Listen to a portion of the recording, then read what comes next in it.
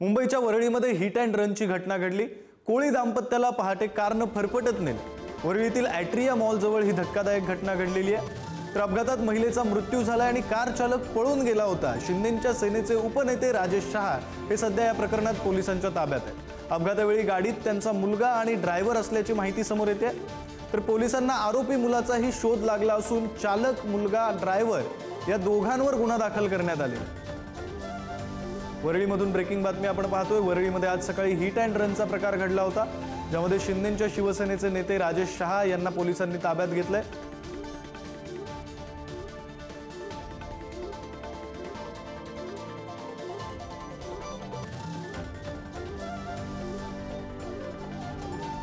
वरळीमधलं हे प्रकरण आपण पाहतोय। वरळीमध्ये आज सकाळी हिट अँड रनचा प्रकार घडला होता आणि त्या संदर्भात आता पोलिसांच्या कारवाईला वेग आलेला आहे। तर एका कोळी दाम्पत्याला पहाटे कारने फरफटत नेलं होतं आणि या घटनेमध्ये संबंधित महिलेचा मृत्यू सुद्धा झालेला आहे। वरळीतील ॲट्रिया मॉल जवळ ही धक्कादायक घटना घडली होती आणि त्यानंतर ठाकरेंच्या शिवसेनेचे नेते असलेले आदित्य ठाकरे यांनी वरळी पोलीस स्टेशनला जाऊन या संदर्भातली माहिती सुद्धा घेतलेली आहे।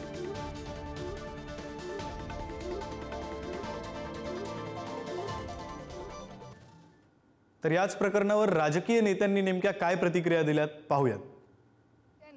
आणि ट्रॅफिक कंट्रोल याच्याबद्दल मला असं वाटतं की अनेक वर्ष आम्ही सगळे रोड सेफ्टीला प्राधान्य दिलं पाहिजे। आणि दुर्दैव असं झालं की रक्ताची तपासणी बदलणे, पटकन बेल मिळणे किंवा काहीतरी चुकीच्या माहिती देणे, हे सगळं जे त्या गृह खात्याकडून होतंय ना, त्याच्यामुळे लोक इतके कॅज्युअल झालेले आहेत गृहमंत्रालयाबद्दल की त्या वर्दीचा मान सन्मान आजही मला आहे। महाराष्ट्राच्या पोलिसांचा सार्थ अभिमान मला आहे। आजही अतिशय उत्तम काम करते। काल पुण्यामध्ये चॅनलवर मी पाहिलं, त्या महिलाचे अश्रू हे सरकारला दिसत नाहीत, आम्हाला सगळ्यांना दिसतात, पण या असंवेदनशील सरकारला दिसत नाहीत। आज जी सकाळी जी घटना घडली ही दुर्दैवी आहे आणि ह्याची तातडीची चौकशी व्हायला पाहिजे। मी स्वतः वरिष्ठ पोलिसांचे संपर्क साधण्याचा प्रयत्न केला, त्यांच्या तपास सुरू आहेत, परंतु अशा घटना हे वारंवार होत आहेत। पुण्याचा एक प्रकरण झाल्यानंतर परत एकदा अशा प्रकारे कोळीवाड्यातल्या आमच्या एका महिला भगिनीचे दुर्दैवीने निधन होणं ही दुर्दैवी आहे आणि म्हणून तातडीने ह्याच्यातली कारवाई केली पाहिजे आणि शासनाने मृत जे असलेल्या ज्या महिला आहेत त्यांच्या आणि त्यांच्या कुटुंबांना पण तातडीने मदत आर्थिक केली पाहिजे अशी आमची मागणी आहे। अतिशय मला वाटतं दुर्दैवी घटना आहे। ते बिचारे मच्छीमारीचा व्यवसाय करतात, त्या ज्या महिला आहेत जी मी माहिती घेतली आहे त्याप्रमाणे त्या सकाळी मच्छी आणणं आणि मग ती बाजारात विकणं हा त्यांचा व्यवसाय आहे आणि अत्यंत दुर्दैवी मृत्यू झालेला आहे। आणि ह्या प्रकारच्या केसेस ही पहिली केस नाही। आपल्याला आठवत असेल तर साधारण 4 महिन्यापूर्वीच सुद्धा असा हिट अँड रनचा एक मृत्यू हा वरळी सीफेसला झाला होता।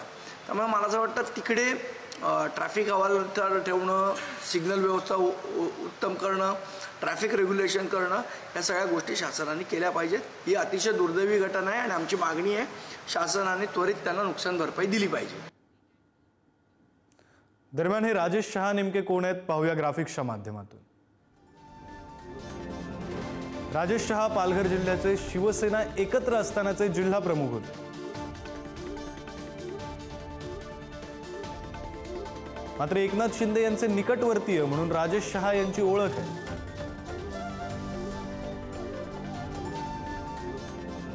शिवसेना पक्षफुटीनंतर राजेश शहा एकनाथ शिंदे यांच्या सोबत गेले।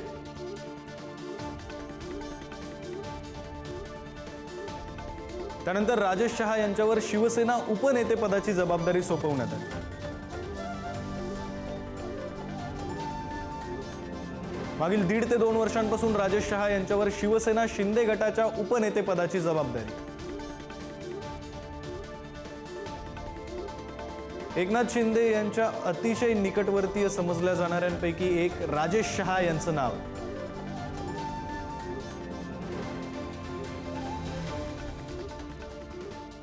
Thank you.